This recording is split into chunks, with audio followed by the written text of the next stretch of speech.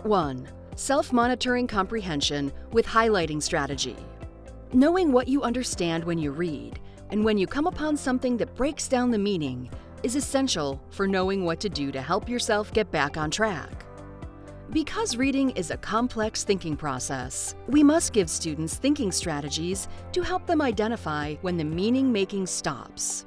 One of the best things we can do is to teach beginning or reluctant readers, as well as intermediate readers, strategies to help themselves. Using the highlighters, students can color-code information to show what they understand and what they have questions about that keep them from understanding. Here is a color-coding system for beginning readers which focuses on which words a student knows, is familiar with but needs some clarification, and doesn't know. For beginning or reluctant readers, have them first use the text-to-speech tool to read the sentence first and more than once if needed. Then ask students to use a specific highlighter color to indicate which words they understand. Here, it is demonstrated in yellow. This will boost confidence and immediately let the teacher know if the passage is too difficult for the student. Secondly, have students begin to indicate the words they have questions about. This likely means they have heard the word used or seen the word before, so there is a level of familiarity. Asking specific questions can help with clarity of meaning and context.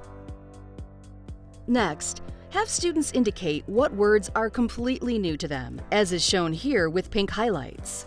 Indicating which words students are unsure of and have no prior knowledge of will help them to help themselves, in addition to helping you and your students to choose target words to know better. The fourth category listed as an option gives students a way to show what they figured out for themselves by using tools such as the dictionary, picture dictionary, and web search. Pictured here is the passage in a 2-column note format so that students have a place to show what they have learned. For the intermediate reader, we want to offer a color-coding system for them to identify what they understand, when it stops making sense, and what specifically caused them to stop making meaning.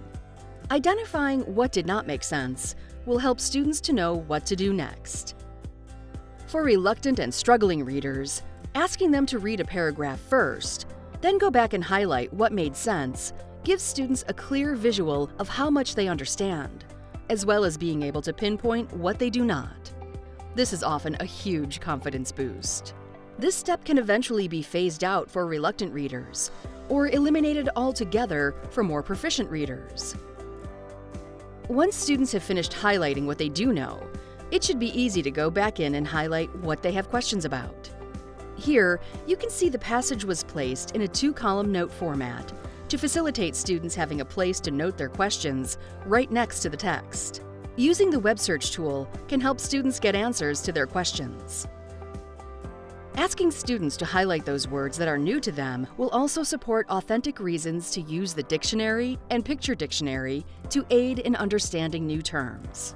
Pictures from the picture dictionary and definitions from the dictionary can easily be added to the document. The last category suggests a way for students to show what they personally found interesting, could relate to, or learned something new. It can also be used for when students answer their own questions through research and tool usage.